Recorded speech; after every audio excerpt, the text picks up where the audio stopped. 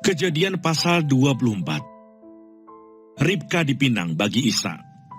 Adapun Abraham telah tua dan lanjut umurnya, serta diberkati Tuhan dalam segala hal. Berkatalah Abraham kepada hambanya yang paling tua dalam rumahnya, yang menjadi kuasa atas segala kepunyaannya. Katanya, "Baiklah, letakkan tanganmu di bawah pangkal pahaku, supaya aku mengambil sumpahmu demi Tuhan, Allah yang empunya langit dan yang empunya bumi, bahwa engkau tidak akan mengambil untuk anakku seorang istri dari antara perempuan Kanaan yang di antaranya aku diam. Tetapi engkau harus pergi ke negeriku dan kepada sanak saudaraku untuk mengambil seorang istri bagi Ishak anakku." Lalu berkatalah hambanya itu kepadanya, "Mungkin perempuan itu tidak suka mengikuti aku ke negeri ini. Haruskah aku membawa anakmu itu kembali ke negeri dari mana tuanku keluar?"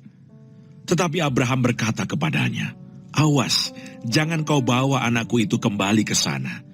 Tuhan Allah yang empunya langit, yang telah memanggil aku dari rumah ayahku, serta dari negeri sanak saudaraku, dan yang telah berfirman kepadaku, serta yang bersumpah kepadaku, demikian kepada keturunanmu lah akan kuberikan negeri ini.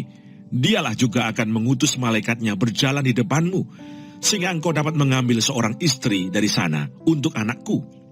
Tetapi jika perempuan itu tidak mau mengikuti engkau, maka lepaslah engkau dari sumpahmu kepadaku ini. Hanya saja, janganlah anakku itu kau bawa kembali ke sana."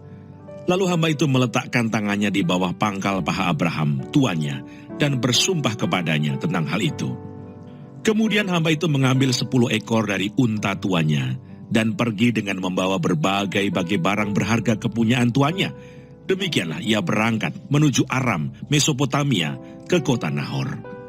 Di sana disuruhnyalah unta itu berhenti di luar kota, dekat suatu sumur, pada waktu petang hari, waktu perempuan-perempuan keluar untuk menimba air.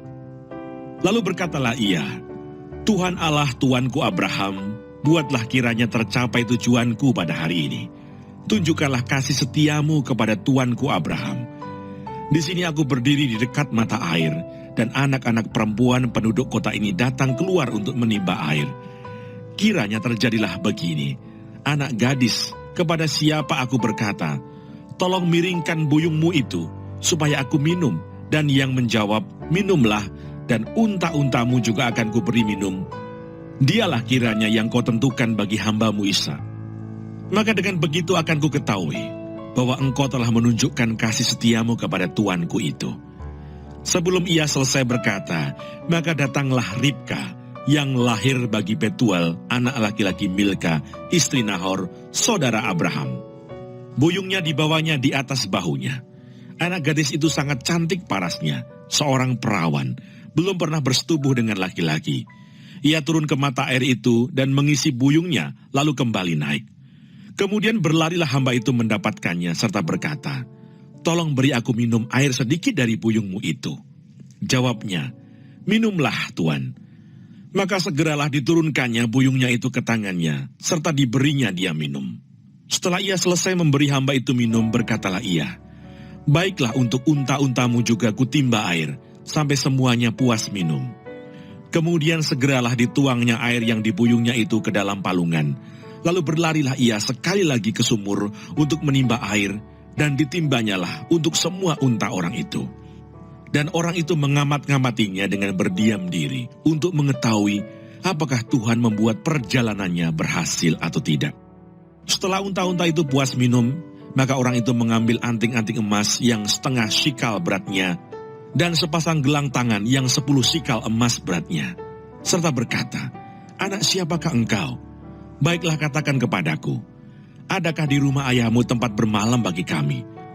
Lalu jawabnya kepadanya, "Ayahku Betuel, anak Milka, yang melahirkannya bagi Nahor." Lagi kata gadis itu, "Baik jerami, baik makanan unta banyak pada kami, tempat bermalam pun ada." Lalu berlututlah orang itu dan sujud menyembah Tuhan serta berkata, "Terpujilah Tuhan, Allah tuanku Abraham, yang tidak menarik kembali kasihnya dan setianya dari tuanku itu. Dan Tuhan telah menuntun aku di jalan ke rumah saudara-saudara tuanku ini." Berlarilah gadis itu pergi menceritakan kejadian itu ke rumah ibunya. Ribka mempunyai saudara laki-laki namanya Laban. Laban berlari keluar mendapatkan orang itu ke mata air tadi. Sesudah dilihatnya anting-anting itu dan gelang pada tangan saudaranya, dan sesudah didengarnya perkataan Ribka saudaranya yang bunyinya, "Begitulah dikatakan orang itu kepadaku." Ia mendapatkan orang itu yang masih berdiri di samping unta-untanya di dekat mata air itu dan berkata, "Marilah engkau yang diberkati Tuhan, mengapa engkau berdiri di luar, padahal telah kusediakan rumah bagimu dan juga tempat untuk unta-untamu." Masuklah orang itu ke dalam rumah. Ditanggalkanlah pelana unta-unta, diberikan jerami dan makanan kepada unta-unta itu, lalu dibawa air pembasuh kaki untuk orang itu dan orang-orang yang bersama-sama dengan dia. Tetapi ketika dihidangkan makanan di depannya, berkatalah orang itu, "Aku tidak akan makan sebelum kusampaikan pesan yang kubawa ini." Jawab Laban, "Silahkan." Lalu berkatalah ia, "Aku ini hamba Abraham. Tuhan sangat memberkati tuanku itu, sehingga ia telah menjadi kaya. Tuhan telah memberikan kepadanya kambing domba dan lembu sapi, emas dan perak, budak laki-laki dan perempuan, unta dan keledai. Dan Sarah istri tuanku itu, sesudah tua, telah melahirkan anak laki-laki bagi tuanku itu. Kepada anaknya itu telah diberikan tuanku segala harta miliknya. Tuanku itu telah mengambil sumpahku, engkau tidak akan mengambil untuk anakku seorang istri dari antara perempuan Kanaan yang negerinya kudiami ini. Tetapi engkau harus pergi ke rumah ayahku dan kepada kaumku untuk mengambil seorang istri bagi anakku." Jawabku kepada tuanku itu, "Mungkin perempuan itu tidak mau mengikut aku."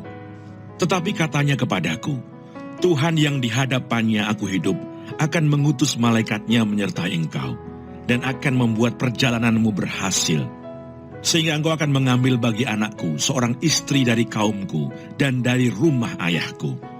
Barulah engkau lepas dari sumpahmu kepadaku. Jika engkau sampai kepada kaumku dan mereka tidak memberikan perempuan itu kepadamu, hanya dalam hal itulah engkau lepas dari sumpahmu kepadaku. Dan hari ini aku sampai ke mata air tadi, lalu kataku, Tuhan, Allah tuanku Abraham, sudilah kiranya engkau membuat berhasil perjalanan yang kutempuh ini.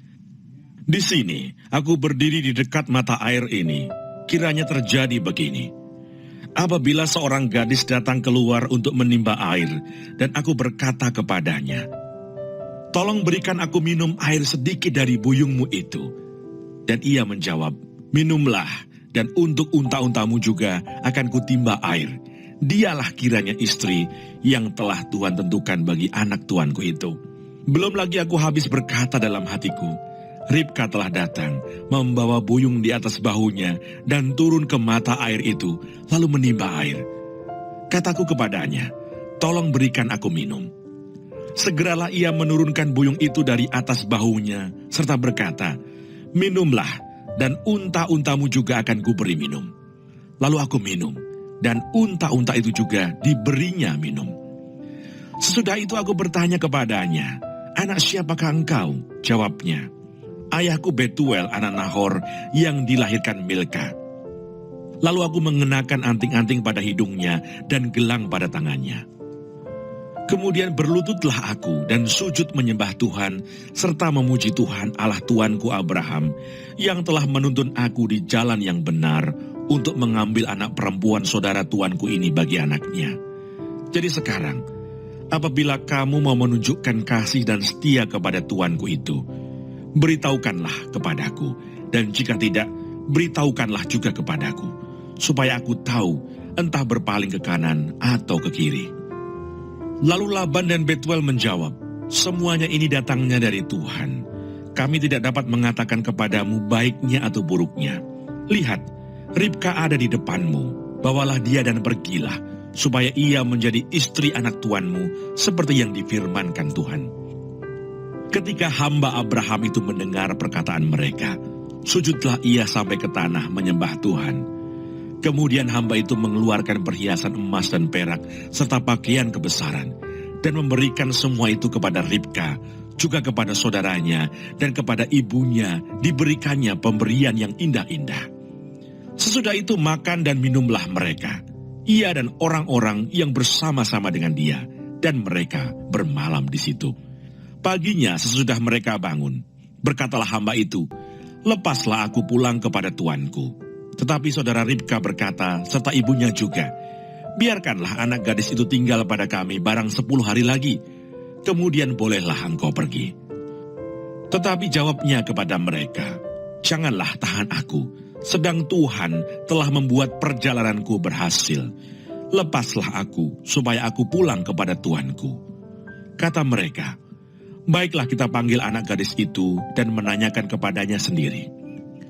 Lalu mereka memanggil Ribka dan berkata kepadanya, "Maukah engkau pergi beserta orang ini?" Jawabnya, "Mau." Maka Ribka, saudara mereka itu, dan inang pengasuhnya, beserta hamba Abraham dan orang-orangnya dibiarkan mereka pergi.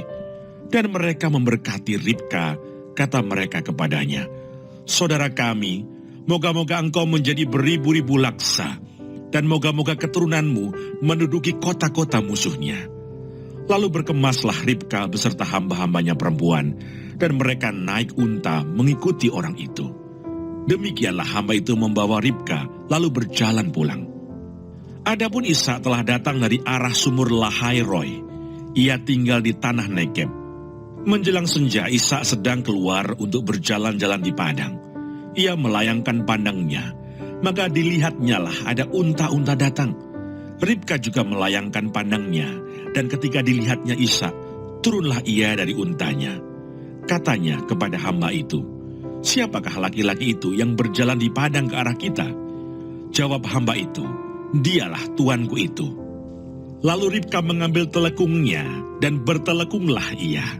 Kemudian hamba itu menceritakan kepada Ishak segala yang dilakukannya. Lalu Ishak membawa Ribka ke dalam kemah Sarah ibunya dan mengambil dia menjadi istrinya. Ishak mencintainya, dan demikian ia dihiburkan setelah ibunya meninggal.